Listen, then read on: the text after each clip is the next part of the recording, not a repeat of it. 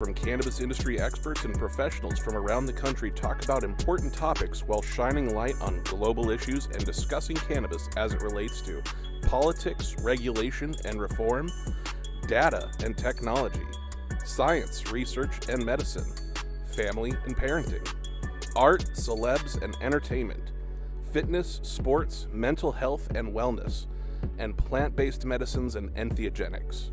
Together, we are building a stronger community, fighting the stigma and creating change.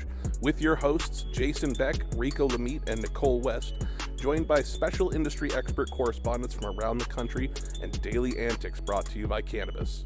Coming to you live Monday through Friday at 9 a.m. Pacific Time. Thank you for getting high at 9 with us.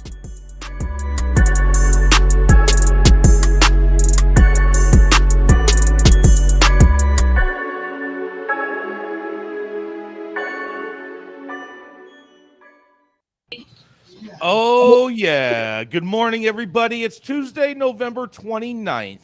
Today is Electronic Greeting Day, and that's all it had on the calendar. And thank you so much for joining us and getting high at 9 with us. It's also high noon on the East Coast. And please remember to like, share, and subscribe to us on all social media platforms. We're live every Monday through Friday on YouTube and audio only on Clubhouse. And if you are joining us in Clubhouse, you can also participate in the show by raising your hand if you have a brief comment on the story most recently presented. Without further ado, let's pay a quick bill so we can get right back to the news. Want to grow some of the best weed in the world? Then you must start with the best genetics in the world. Go to www.dnagenetics.shop to order regular, feminized, or autoflower beans. All of your favorite DNA genetics cultivars such as Kosher Kush, Skywalker Kush, and oh yeah, Chocolate Truffle Shuffle. Boasting more cannabis awards for their award-winning genetics than any other company in the world. Remember to go to www.dnagenetics.shop to see why our terps don't lie. Oh, yeah. Coming up first, she's a cannabis business consultant, an industry veteran, a bullshit buster, and a self-proclaimed general overall data bitch, boasting over 13 years in the regulated market, but with deep roots in the legacy industry as well. She's also now the COO at Butters in Santa Ana, and at one point in time, she did a crime. She did some time for a cannabis crime. That's right, it's none other than the Nicole West. Bro, I swear to God, every morning you try to incriminate me on some bullshit. Oh, yeah. I did some time. I don't know It's if the crime was necessary, but yeah. Thank you so much for that introduction, Jason, minus the minor implications. But outside of that, thank you. Happy Tuesday, everybody. My headline's actually coming out of Israel today. I've been following Israel pretty closely, probably about the past, I'd say 7 or 8 years. And my main focus on that is because Israel has had some of the most expansive research in the cannabis market globally. And so when we see what's happening with their actual medical market, I think that it's a good bit for us to understand as far as a little bit of foreshadowing as to what we could be capable of with the proper research. And I think this is a really interesting and sad and mildly ominous headline because Israel's medical cannabis sector is withering. As one publicly traded company after another switches from cannabis to real estate, Celebs examines what went wrong. The rapid decline of Israel's cannabis sector is not new. In early 2019, medical cannabis was considered the next big thing, a hot trend that attracted a host of senior figures, including former prime ministers, politicians, military and police officers, as well as real estate developers, tech entrepreneurs, and even sport movie celebrities. Everyone wanted a piece of the action in the market that excited stock exchange investors. A promised rapid growth based mainly on the hopes of exporting high-quality cannabis products cultivated in Israel and overseas. But nearly 4 years later, the picture in the industry is very bleak. Cannabis stocks have crashed at the Tel Aviv Stock Exchange following disappointing financial results and the flight of famous figures who have backed this sector. Cannabis companies are now abandoning the industry in favor of other activities, usually in the field of real estate. Most of them are also very heavily invested in real estate because they needed it to get to the spaces that they were growing or manufacturing in as well. The latest and perhaps most surprising company to join this trend is Panaxa, traded as PNAX, which announced on Monday that it was commencing financial activities instead of the cannabis sector, which it has been for the past 5 years. Other companies have recently announced the abandonment of the cannabis sector, including Canamed, which was traded under CNMD, which is entering in the urban renewal real estate sector after Gindi Brothers sold the control of the company to Sat Abu, registered under INTL, which has merged with another real estate company, and together TGRD and INTL will become this new real estate investment business.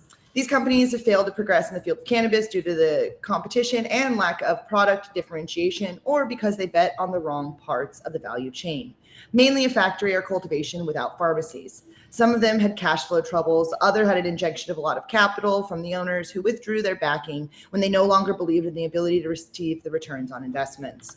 There was also the promise of exports from Israel, leading in Israeli brands around the world, which did not materialize the way they should have. While at the same time, competition in the local markets has been intensifying, with imported brands also flooding the market. Another prominent Israeli company, Univo Pharmaceuticals, traded under UNVO, has switched to real estate after getting its fingers burned by the investments of over $190 million. It's the exodus of these cannabis companies, but is it good news for the rest? Not necessarily. Prominent Canadian companies in the cannabis field also operate in Israel today, independently through other partners. At the same time, private farms are beginning to take over the agricultural side of the market, which is positive. These companies, for example, Trichome and Greenfield, did not come to build dreams. According to one of the people that was interviewed in this article, they said that they have a stable business. They have generated about 20 million at the beginning, up to a maximum of 50 million, and that's just enough for them. They make money, and their produce is ordered years in advance. So there's some farms that are doing pretty well. I did just read today that there was the largest export ever out of Israel from Tikkun Olam. Tikkun Olam is one of the major companies in Israel. It's also in Canada as well as in America. It is backed, and one of the major portions of it is through a group in Israel that works directly with Raphael Meshulam. So it is a pretty, cool product. But with that said, it is kind of sad to see what's happening to the Israeli market. And, we always talk about how, more research will give us the ability to, get the results that we're hoping for. And I mean, Israel's got all of the research in the world, and their market is very quickly crashing too. I think that this is interesting, but I've been saying it for a while, and I know I sounded like negative Nancy, but the cannabis industry is just being built just like the real estate market in the state of California that collapsed in 2009. The way that they had the fixed rate mortgages and the adjustable arms and all of this, it's literally been the buyout of the, future cannabis, quote unquote, future billionaires of the industry, most of which have never been materialized. And the new joke around the industry, it's similar to the buying a boat. How do you become a millionaire in the cannabis industry? Well, you start out as a billionaire. And I'm Nicole West, getting high at 9 with y'all. I like that. That was pretty good. How do you become a millionaire in cannabis? As you start off as a billionaire. Yeah, and you lose your fucking ass. Oh, man. I had a buddy who used to work for a company in Israel, and I remember when he came out to the U.S., he used to tell me, he's like, bro, when we harvest by the metric ton. And I was just like, oh my God, that's so much boof weed. So much boof weed. I wanted to pull up the Tikkun article because I wanted to see how much it was. So they just did the largest commercial quantity of cannabis, and it's got of oil, and it got sent to Germany. It includes thousands of medical extract vial, 10-gram packages. It doesn't say. So for clarification, Nicole, medical cannabis is legal in Israel. Yeah, but the system was built kind of shitty. There's not enough access points and a majority of the investment was put into like growing the weed and manufacturing it. And there's just, because everyone was looking so forward to export, nobody really like had the conversation of how to like get patients locally so that the economy, you're right, like the local economy could support it. And like, you know, I think that we didn't do it for that reason, but like, you know, we're doing the same thing, you know, not giving enough places for there to be access to the medicines. Interesting. I feel like that's, you know, when I read all these things, it's the same bullshit. You know what I mean? It's just a different country as far as the over expectation on some of these returns, the numbers, what everyone thought the weed was going to be sold for, the fact that they didn't invest into growing good weed. They just grew weed. And, you know, for that reason, the like ability to have like a high end price point on it locally is not there. Nobody's going to spend that. And like, because Israel has a market, like, getting access to weed and not going to a dispensary in Tel Aviv is fucking easy. Like it's like Barcelona. Okay, that's what I was gonna ask. So it's like Barcelona, literally. Thriving there, and the black market, the legacy market flower is much better than what they're offering in the dispensaries, right? 100%. 100%. It's fucking straight boof that's being produced in these large facilities, and you know the actual access is like, you know, the fucking last year's outdoor, it feels like. And like I've seen pictures of it. I've never smoked from medical cannabis. I would not smoke that weed. I mean, I would smoke a medical product from almost any state just to be like, whoa, that's what it was like. Just to be like, you tried it? Yeah, bro. And then you're gonna taste it, and then you're gonna be like, yeah, and then I get to be judgy about it. Like, fine, but like I want to participate. You want the experience. Yeah, I want to participate in the market and say that I tried, you know, and I not to be an asshole, Nicole, but I feel the same way about Vegas. I like looked at all the weed and I was like, what the fuck is this? And I was like, well, I'm here. I would never buy weed in Vegas. Well, ever. I did because I wanted to participate in the experience. Who did you buy though? Yeah, what did you buy? Yeah, exactly. See, left a there wasn't nasty taste in your mouth. I could tell already. There wasn't even anything good. They radiate their flower here. You got to be careful in Vegas. Everyone used to radiate their flower back in the day, Nicole. I don't care. Gamma radiation is actually a really common treatment for products in regards to making sure that the microbials are out.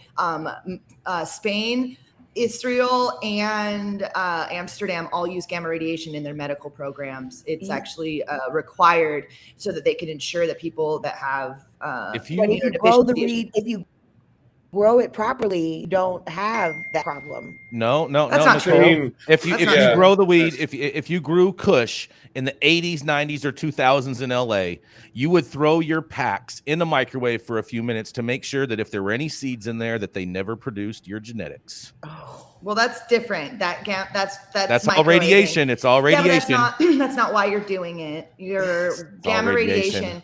Gamma radiation is a process that they use in order to basically decontaminate product.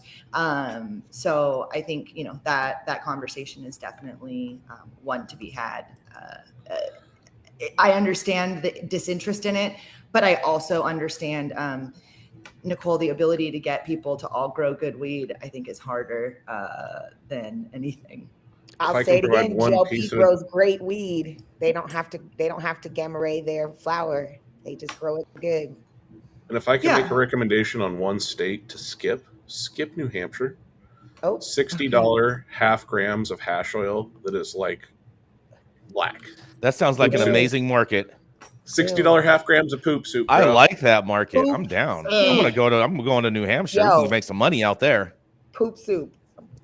In like every new state you can, you know, there's the opportunity in every new state when it comes up. Like there was a minute where in Michigan, like a gram of fucking garbage ass weed in the store was like $35, you know, and you're just like, what the fuck? But now, I mean, the market's bottomed out because the access is there for the stores. So we'll see. To be continued. All right, well, we'll go ahead and hop to Jason Beck. Jason's the longest running retailer in the history of regulated cannabis. He's also the smoker of the best weed in the world and the member of whatever political party might piss you off today. Jason, what do you have for us?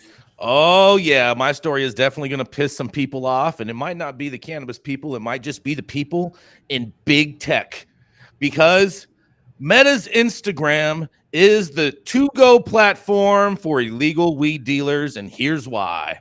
Over the past several years, social media platforms have nabbed the #1 spot for advertising. Why? By enabling advertisers to reach a much broader audience than TV and newspapers. As such, it's no surprise that some of these platforms have become the go-to place for illegal weed dealers. Yes, you read that correctly. It turns out that most of these platforms' efforts to avoid illegal activities on their services remain futile. While maybe not completely useless, but there are always loopholes ideal for those eager to find them. Apparently, a large part of illegal cannabis sales in New York took place on Meta's platforms. Just last week, the Empire State issued the first 36 conditional adult use retail dispensary licenses aiming to regulate and tax the industry known for its booming illegal operations. New York is trying to establish rules and regs similar to other states with legal programs while focusing on strict advertising limitations. Usually those restrictions are similar to those adhered to by the alcohol and tobacco industries, which by law cannot focus or appear to focus on minors. Unfortunately, there's one thing giving these lawmakers a headache. That's right, it's the digital world, big tech. For a while now, marijuana cultivators have been using Instagram to advertise their products. In a quote, Meta is very good at getting themselves incorporated into people's daily routines. Mike, a New York City cannabis grower, told Bloomberg News. You can reach more people through Instagram, said Mike, who asked to remain anonymous because he hasn't applied for a cannabis license yet.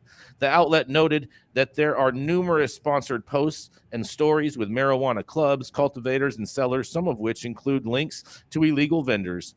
After Bloomberg News uncovered a few cannabis ads, Meta said it would remove 2 pages over policy violations, but the posts remained online. In a quote, we prohibit content both in ads and organically on pages that promote the buying and selling of drugs, including marijuana, and remove it whenever we find it, said Rachel Hammock, a Meta spokesperson. According to the company, cannabis content is forbidden on Instagram with its restricted goods policy, banning content that markets cannabis, tobacco, and e-cigarettes. So, how do these experienced pot dealers bypass the strict rules and up promoting their goods to a young audience on the platform, you ask? Well, some use disclaimers saying cannabis is not for sale in quotation marks, though at the same time, they include links to their accounts on an external page or include a phone number. Some provide backup pages or secondary accounts as well, while followers can gather if the main page gets closed down.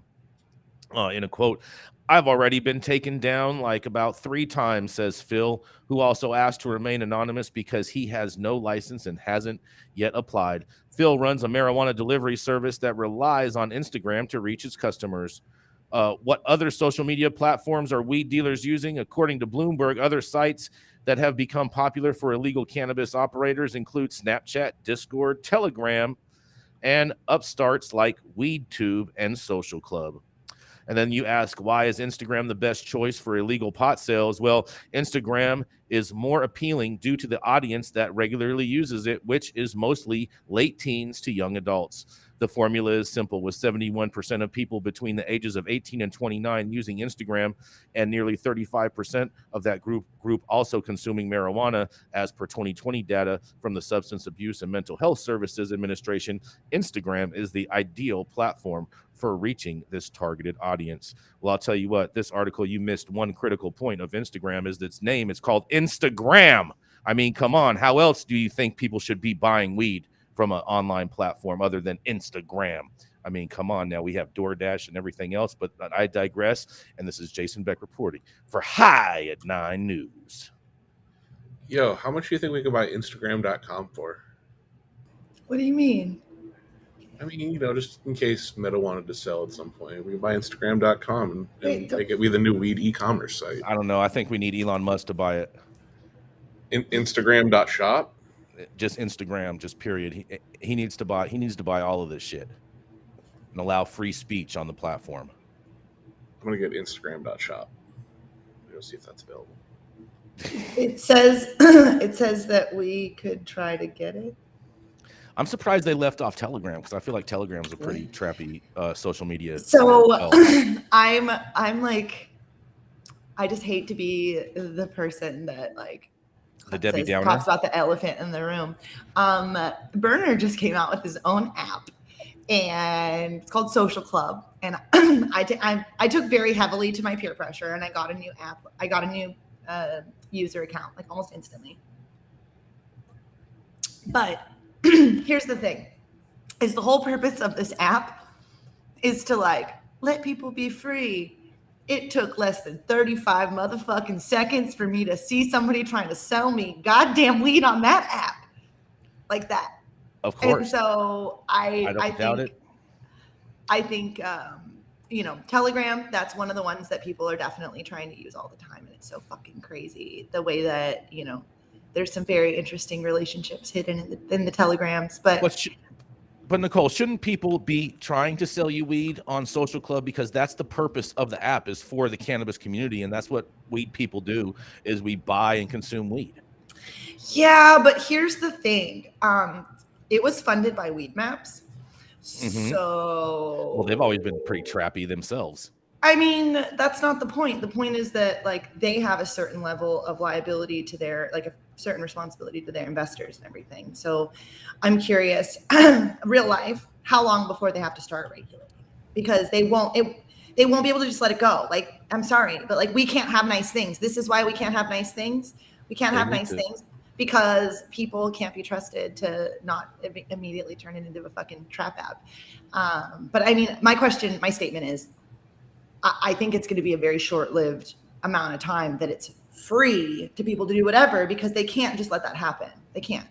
Why can't they? Instagram does. There's so many trap pages. No, they Instagram like real people. They don't never delete all these fake ass profiles with everyone selling pistols to lean and all this other bullshit. I get so many. I get those too. But the point is they still regulate it, and they have an entire division of people that's their job is to regulate it. Well, they don't do a very well job.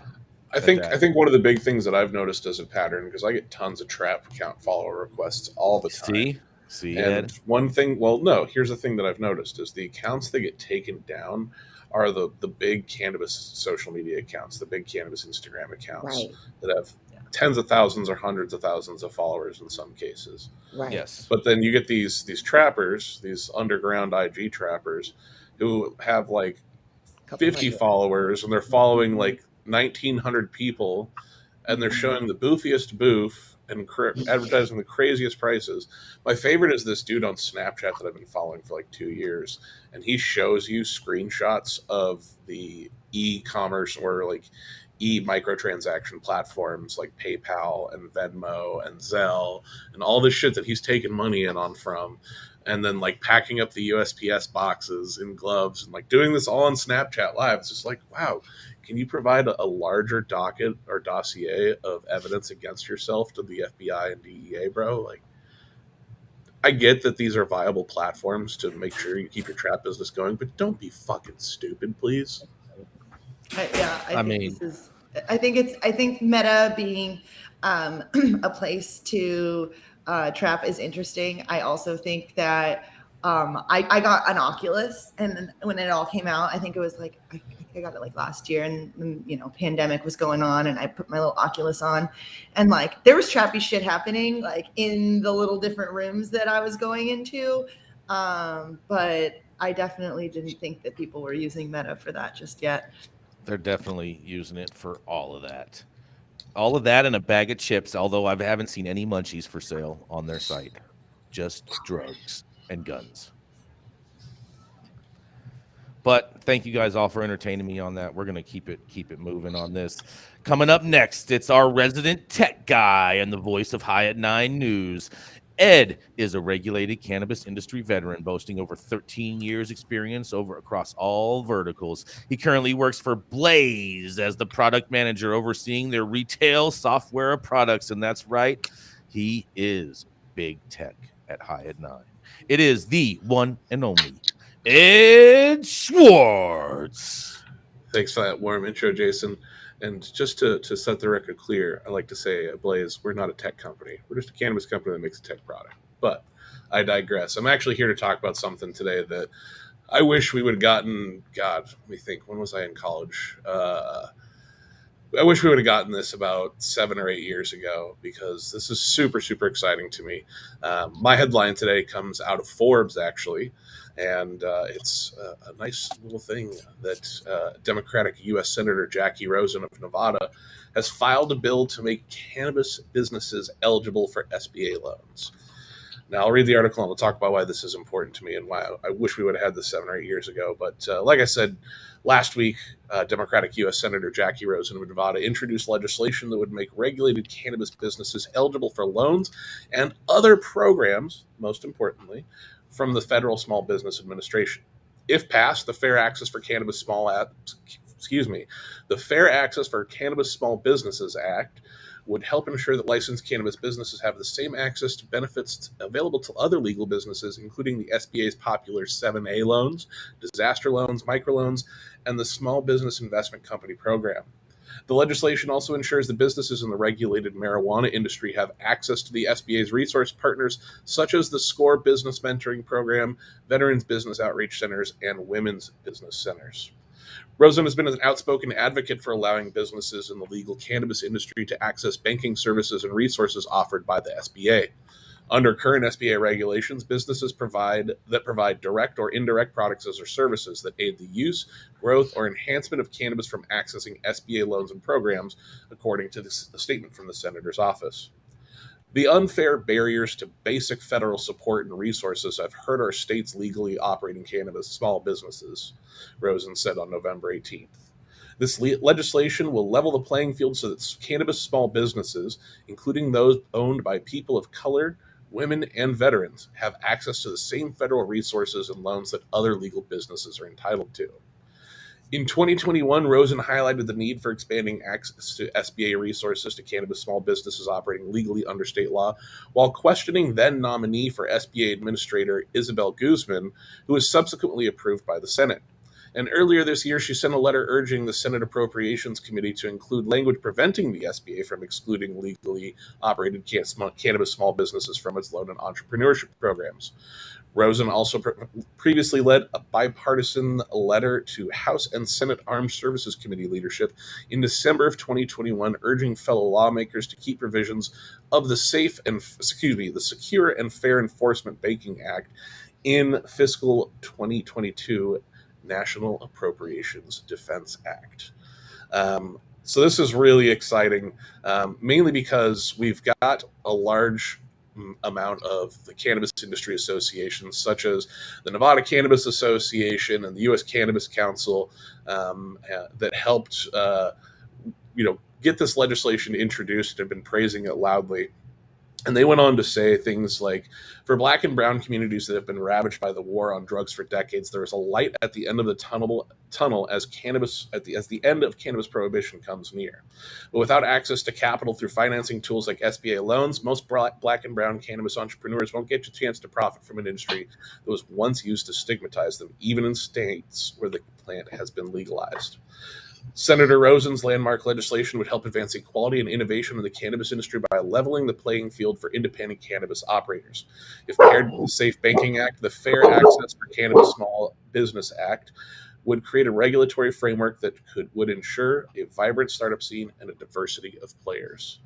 This is really cool, because a lot of the only ways that we've seen these Black and brown operators who have been unfortunately just pushed around and beaten down by these former laws that we're finally getting turned over, they're not going to have a chance without having to get into things like social equity programs that we've seen, unfortunately, abused by the rich and the elite and the money companies time and time again.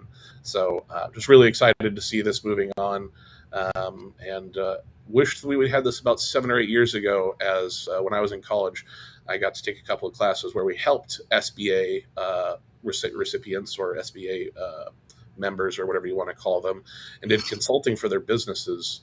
And I tried to get us to consult for some cannabis businesses as I worked in the industry at the time, and was met with nothing but red tape because of this federal restriction. So very excited to see this opened up, and excited for some of these college students who are studying the plant and really studying business hard in college are going to be able to help some of these people who need the help most on how to run a business properly. And I'm Ed Schwartz reporting for High at 9 News. Ed, while I appreciate your optimism and naivete, this is going nowhere. Exactly. I like the legislation. It's very nice. I love it. You are 100% correct. With legalization, you need to start putting in programs in place to help working with minorities and folks. But this ain't happening until there's federal legalization. This is just not going to happen. And that's kind of what I expect, but it's really nice to see. It's really nice to see this type of language being crafted before we've even crossed the line of descheduling. It's something that's at the forefront of thought on Capitol Hill, and that to me is what's most important right now, is the fact that it's in their minds and at the forefront of their minds.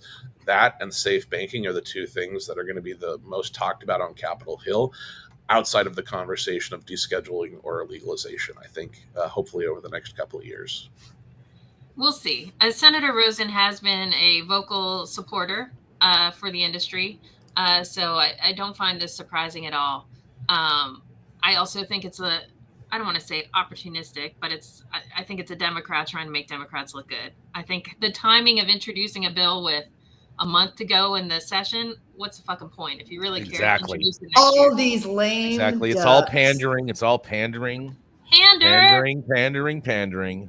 But I agree 100%. Welcome to America, land of the pander. After dealing with COVID and working with companies who were trying to get relief, PPP loans and things during COVID, it was insane for companies that weren't even cultivation. They were just associated with cannabis. And the SBA and other folks were like, nope.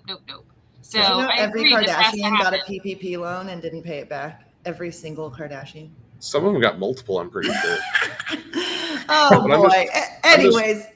I'm so excited at the end of the day, like anything we can do to give the small business a chance to stand up in the way that this industry is rolling out nationwide.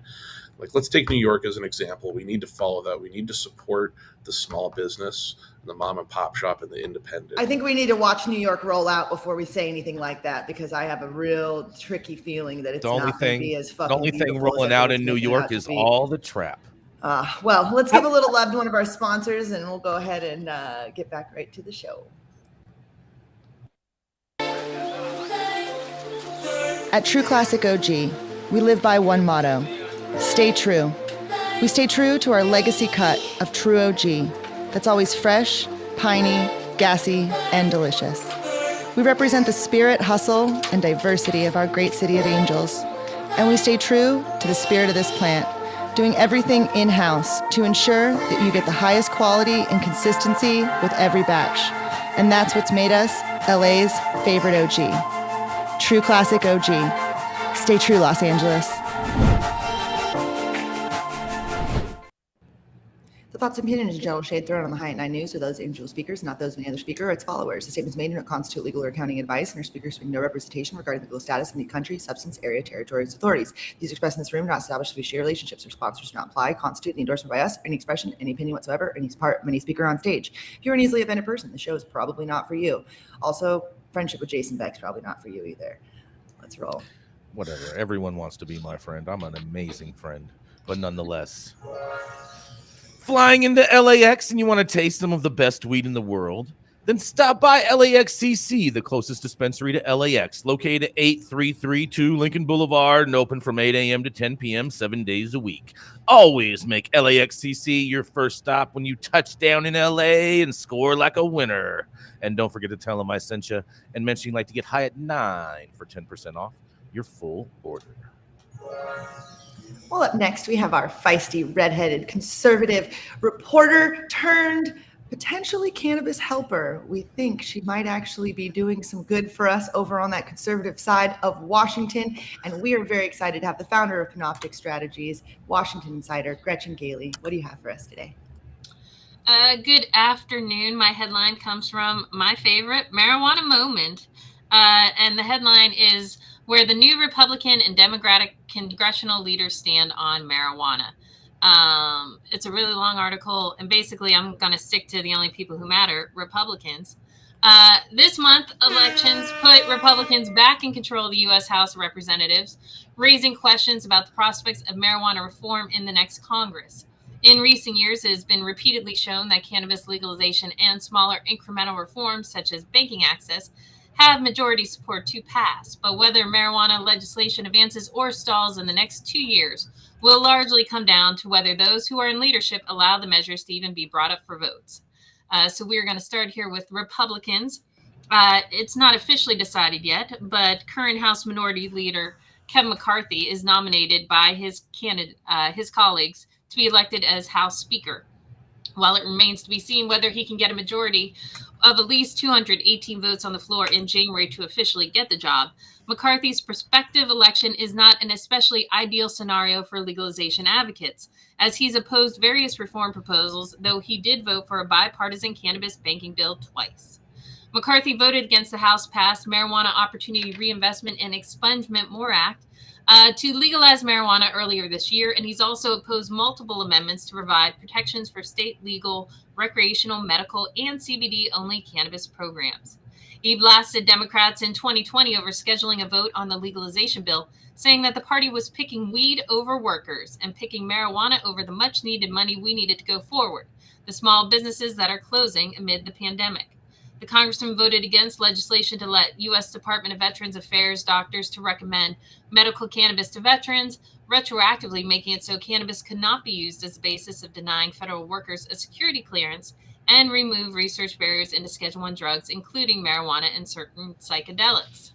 McCarthy also voted in favor of a controversial proposal to remove language of a spending bill providing protection against the loss of federal funding for universities that allow cannabis, but that amendment was ultimately rejected. However, he did vote for a bipartisan cannabis research bill in April that recently cleared the Senate, making it the first ever piece of standalone marijuana reform legislation to be sent to the president's desk. McCarthy has also voted twice in support of the Safe Banking Act to protect banks that work with state legal marijuana businesses from being penalized by federal regulators. That's despite the fact that he curiously criticized Democrats for including the reform in a coronavirus relief package in 2020. While it's far from certain whether he would prioritize marijuana banking and push for floor consideration as Speaker, his votes on the legislation should give advocates reason for hope that the issue could be advanced under a GOP-controlled House. It seems less likely that McCarthy would proactively promote further reform, especially given his total lack of sponsorship or co-sponsorships for such legislation. But banking represents a possible opening, and there are GOP members like Representatives Dave Joyce and Nancy Mace who've championed the issue and could apply pressure on leadership to seize the opportunity to enact the popular bipartisan reform. Asked about GOP leadership following this month's election, Mace told Marijuana Moment that she's only going to support leaders who understand that my issues might be different than other members' issues and that are open to working with me on a number of different fronts. McCarthy said in 2019 that support for marijuana policy within the GOP ranks depends what portion of the issue you're talking about. And there's a lot of bipartisanship on cannabis banking reform issues. I could go into the House Majority Leader and the whip, but basically they are both voted against cannabis in various forms or another. But really, truly, the only person who matters is the Speaker.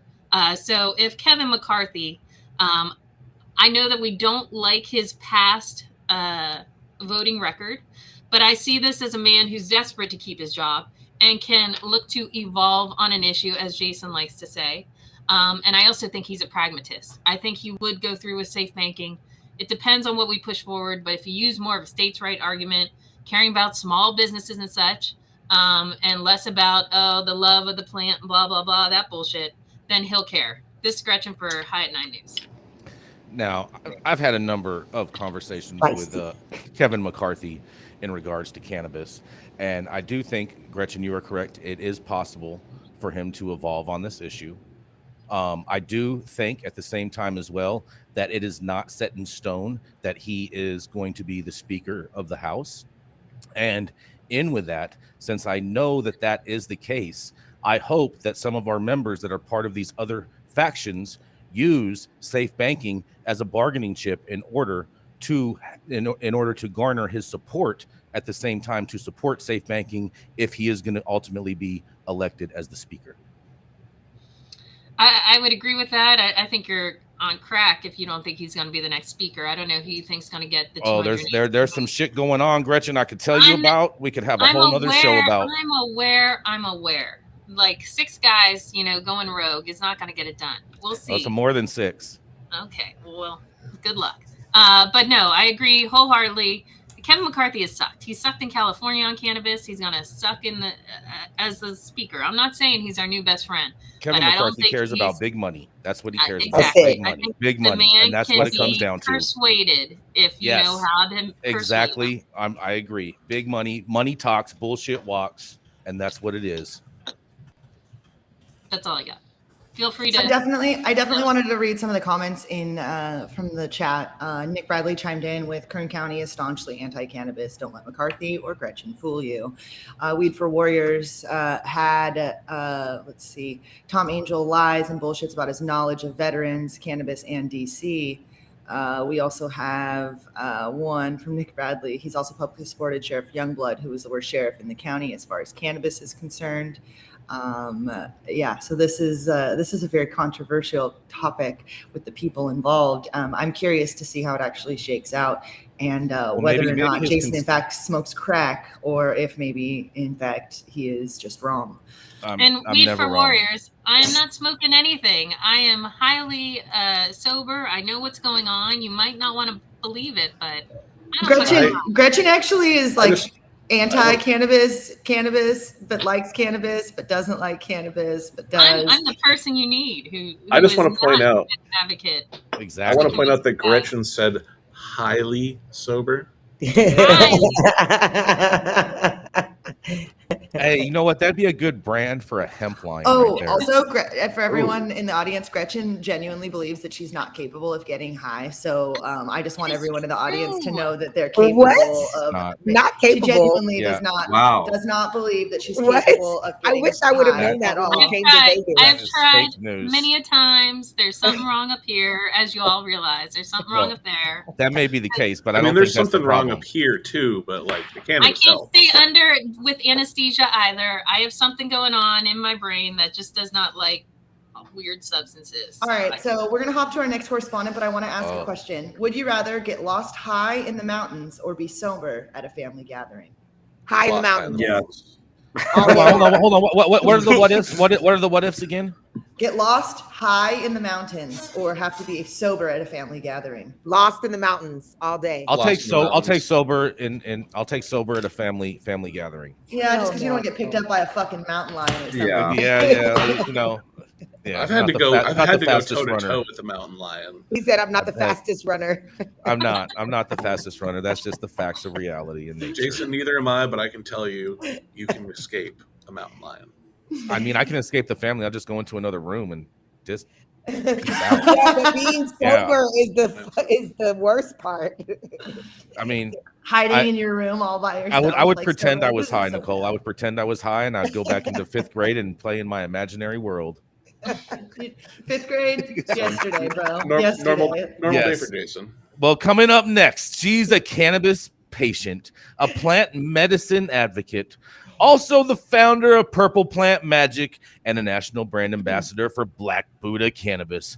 She's also on the Encyclopedia on Power 88 in Las Vegas every Wednesday morning. That's right, is none other than the Nicole Buffon. Thank you so much, Jason, for that lovely introduction. Today, my story is about hemp, the beautiful plant that we love so much. How hemp-based cooking bags can save lives while protecting the planet. This was found on cannabishealthnews.co.uk, and it's very interesting. So the simple act of cooking a meal can have hazardous results. I never really thought about this because I don't live in somewhere that I have to use fuel in a small room that doesn't have any ventilation. Almost 3 billion people, 1 in 3, depend on fuels such as wood, charcoal, and kerosene to prepare food over open flames using efficient stoves in small enclosed spaces. This type of dirty cooking, it's called, pumps out harmful fumes and planet-warming greenhouse gas emissions, and according to the Clean Cooking Alliance, leads to 4 million premature deaths each year. Women and children are often the most impacted from toxic cooking techniques. Clean cook bags are one solution that significantly reduces the time it takes to prepare a meal and helps decrease the amount of poisonous fumes associated with fossil-fueled cooking and open flame fires. They essentially act as slow cookers to retain heat long after a pot is taken off the stove. While these tea cozy type bags cut down water use and energy associated with traditional cooking, they are not necessarily great for the planet, as the material used for insulation is often made from petroleum-based styrofoam. Swapping this material out for hemp-based insulation could be a game changer when it comes to clean cooking. That's also good for the environment. When Ken Dunn founded Eternal Flame Worldwide, the company made cooking bags from cotton and petrochemical-based insulation. Now, Eternal Flame Worldwide and Unite Hemp have partnered to create hemp-based clean cook bags that are eco-friendly, carbon negative, and that embody the principles of a circular economy. I said, look, why don't we make these out of hemp, explains Jamie Bartley, CEO of Unite Hemp. It's more sustainable and can be just as scalable. After initial testing, the hemp-based bags showed a better thermodynamic performance than their original petrochemical counterparts. What's more, rather than having to grow hemp to create the bags, the company wants to tap into the sizable medical cannabis waste that often gets discarded or burned. I'm so excited about this part, that they want to use medical cannabis waste and utilize it in the same way, because we haven't found a good way to use that stuff, and it just goes to waste knowing that there's good ways to use it. So I'm really excited about that. These bags can help reduce the waste stream from medical cannabis production, while at the moment doesn't have any viable alternatives, says Bartley. Cleaner cooking is linked to many of the 17 UN Sustainable Development Goals because of what it gives back to people, time, and health. Clean cooking solutions create healthier home environments for entire families, but they also inevitably help women who generally shoulder the burden of home care, childcare, and cooking. Enabling women to dedicate more time to education or personal development means they are more likely to enter the workforce and contribute to the formal economy. Bartley points to a few key reasons why hemp is the best option for clean cooked bags. Its thermodynamic performance is superior to most alternative insulation products and petrochemical insulations. It's also very low energy to produce a high insulating product. He continues, the other big win is the carbon sequestration properties of the cannabis plant. Hemp fiber carbon negative, around 1.67 kilograms of embodied carbon per kilogram of hemp fiber, he says. The project will likely be rolled out in Africa. They are currently targeting Lesotho and Zimbabwe, as well as other African nations, but there is potential for these hemp-based clean cook bags to alleviate fuel poverty pressures brought on by the dual use cost of living, an energy crisis impact households in the UK. If you can reduce people's need to use so much cooking fuel and instead use these bags, reducing carbon and saving money, and it's still the same quality of cooking, says Bartley. So this article really excited me. I learned about the disparities for people cooking, dirty cooking, so to speak. I'd never heard that term before, versus clean cooking. And so this really excited me to know that this effort is happening, and they're utilizing waste to actually make these bags. So this is Nicole Buffon reporting for High at 9 News. I'd love to hear what my correspondents think about this story. I love this story, and I always am trying to tell people and encourage people that if you want to get into the hemp industry, then you need to be investing in some types of factories that can produce these types of disposable products and everyday uses. We need to get rid of these dumbass taxes on bags and go to actually producing sustainable products like this. I'm totally 100% with you on this, Nicole. And I don't understand why the petroleum industry wouldn't go along with that, especially for plastics manufacturing, because the price of petroleum is high. I mean, it's been sitting high for a while now after that fun little negative price dump we hit a couple of years back. But OPEC is talking about cutting daily production by 2-3 million barrels a day or something like that. Yep. All these countries are talking about shuttering production. We're reaching the death throes of an oil-based economy, and we're in them. So with supply becoming more and more constrained, you'd be thinking that they'd be looking to you'd be thinking they'd be looking to generate revenue off of commodities that are the lowest processed, the quickest to market, things that don't require high input cost. Granted, I know that plastic bags and things like that can make a good dollar because it is a manufactured product and it gets it out of that commodity status. But like, let's embrace these technologies that we have and let's get this out of this being just a money thing. And again, I know I'm being optimistic, Gretchen, because it's always about the money and where the money goes. But I think a bigger thing, honestly, like Ed, I agree with you, but a bigger thing is if we keep pushing forward with the different textiles and the different innovations, it can be not just a comparable price, but it could be a better price with hemp. And that was the biggest battle and the biggest fear that the bear companies and the paper industry had against hemp in the beginning, is the reality that it could be epically competitive in price and availability. And so, I mean, with the how fast we can grow the fibers, when we talk about different types of wood fibers or paper fibers or anything like that, the fastest growing tree, cannabis is still 10 times faster per pound of available fiber than anything. Like, and this article mentions that using hemp blocks instead of like timber, instead of wood, as the better alternative. Of course, it lasts longer, it heats faster, all of the good stuff, right? Yeah. So it mentions that in here too, that is what they're trying to utilize. I just love that they're recycling this medical waste. Like, yeah. But and Ed, you're right that we need to do the right thing. But if we could do both by showing that it's financially responsible, we could get people to do the right thing, even if they don't want to do the right thing, because then it is financially the right decision, True. Well, thank you so much for that headline, Nicole. I really appreciate there being the stuff that has the light at the end of the tunnel on the news every day. So thank you for pretty regularly bringing us some stuff to uplift the spirit. So I'm very thankful for that. So we'll go ahead and hop to our last correspondent for the day, Robbie Pinamanini. Robbie is actually, your new title is the Director of California Operations for Ease, which I would imagine would make any person borderline crazy, because the amount of operational diversity that you have from the top of the state to the bottom, with those cars running everywhere, I can only imagine what your cannabis bill must look like. Robbie, what do you have for us today? I love that. I appreciate that wonderful introduction. Thank you, Nicole. Today we have a headline stating Utah seeks curbs on Delta-8 THC, other synthetics, and medical marijuana market. Utah regulators say they're pushing for new rules governing the presence of Delta-8 THC and other synthetic cannabinoids allowed in the state's medical marijuana supply. The regulators are reacting after patient advocates, product makers, and researchers sounded the alarm over safety concerns in an MMJ market that Utah voters legalized in 2018. The first medical cannabis pharmacies, as MMJ dispensaries are called in Utah, opened in 2020 after the state legislator and then Republican Governor Gary Herbert made later tweaks. Those tweaks make Utah an outlier among its more liberal neighbors such as Colorado and Nevada, according to patient advocates and researchers. Unlike those two states, Utah law currently allows THC analogs into edibles, vaporizer cartridges, and other products sold in state licensed pharmacies.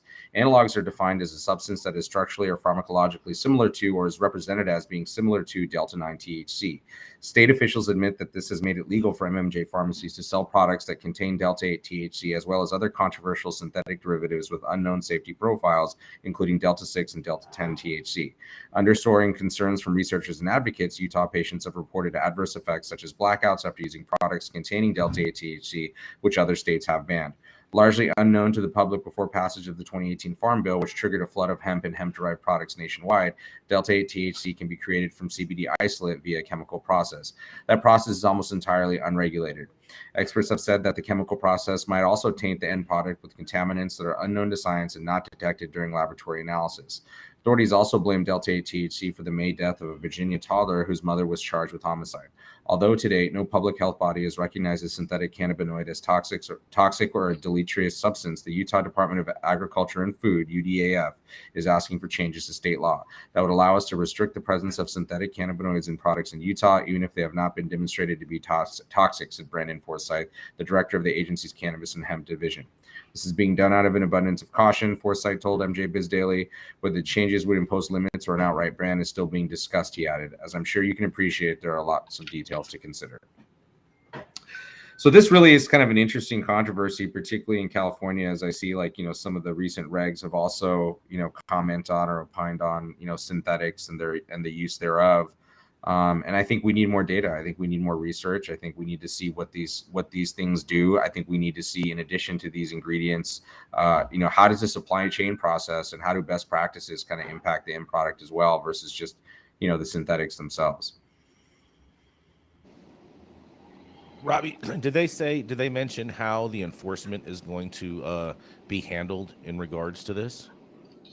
No, I think there's kind of the controversies unfolding in terms of just, some people are pushing for more research, some are pushing for an outright ban. So I think there's parties on both sides of the coin. Well, I'll tell you what, if any state were to ban it, Utah would definitely be the one to do it the best. I think that this is something that we're going to see over and over and over again with, I say this when we were talking about, the fibers, if the amount of energy would have been used on them figuring out how to make more resourceful and renewable fiber material with hemp, that they like 1/10 of what they've used on figuring out how to convert CBD into literally everything else, we probably would be building like everything with hemp at this point. Those plastic bags would be a thing over here in the US. Yeah, hemp would be just like the resource that we had, but we're really so focused on these conversions of cannabinoids rather than utilizing the plant medicine as it is. But such is the reality of our system. We always talk about the isolated cannabinoids being more interesting to the government than the plant. They don't give a shit about the plant. It's foolish. You look in Israel where they're actually isolating these cannabinoids and using them for like medical and pharmacological purposes, whereas here we have just random producers like creating some sort of synthetic cannabinoid or isolate and then marketing it out there, and we don't even know what it is. It's just a marketing gimmick. We don't know what's really happening.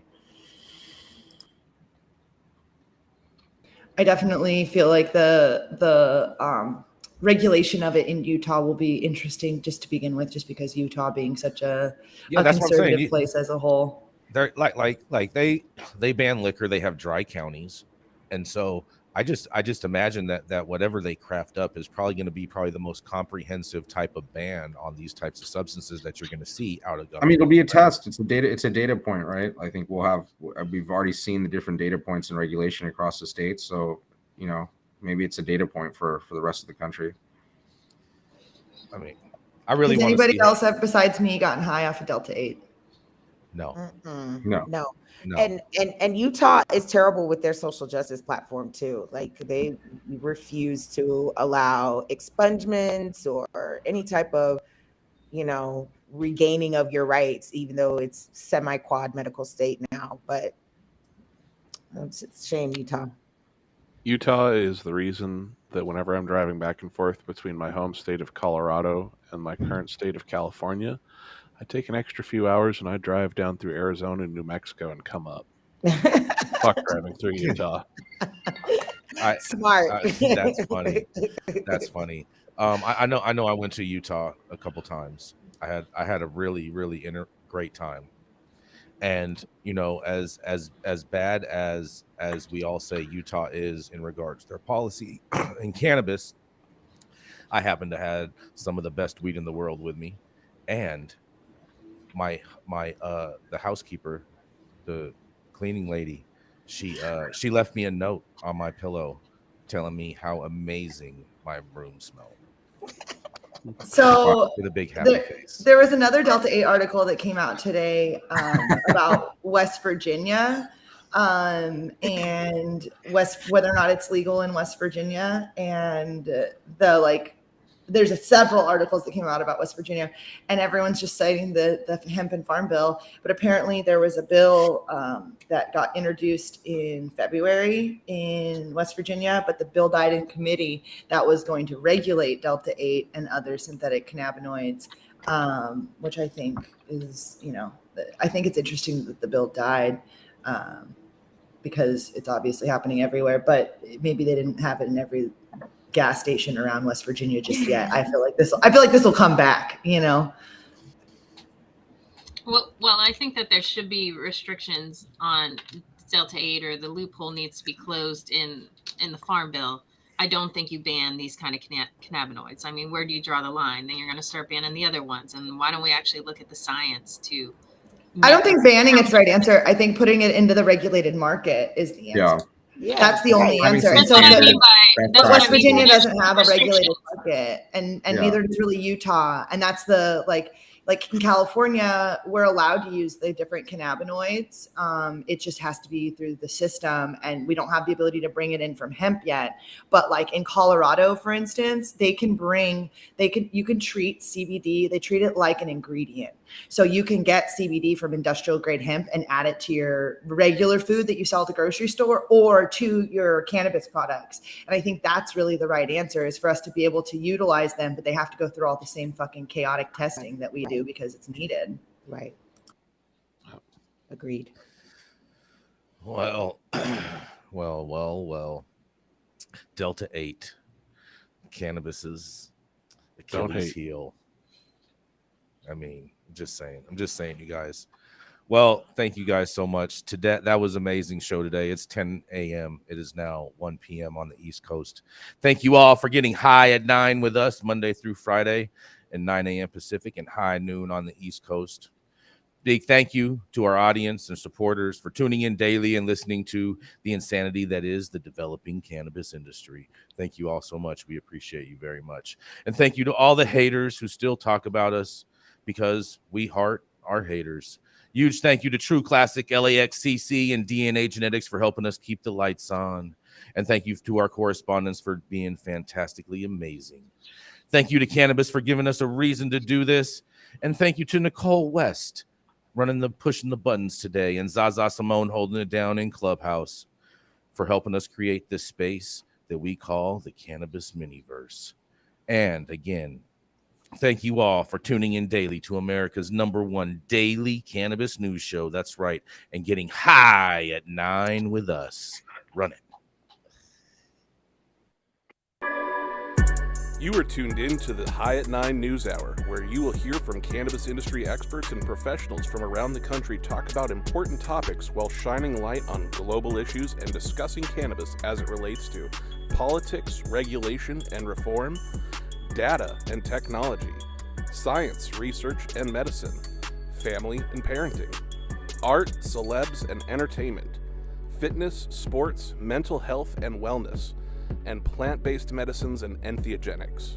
Together, we are building a stronger community, fighting the stigma and creating change. With your hosts, Jason Beck, Rico Lamitte, and Nicole West, joined by special industry expert correspondents from around the country and daily antics brought to you by Cannabis. Coming to you live Monday through Friday at 9 a.m. Pacific time. Thank you for getting high at 9 with us.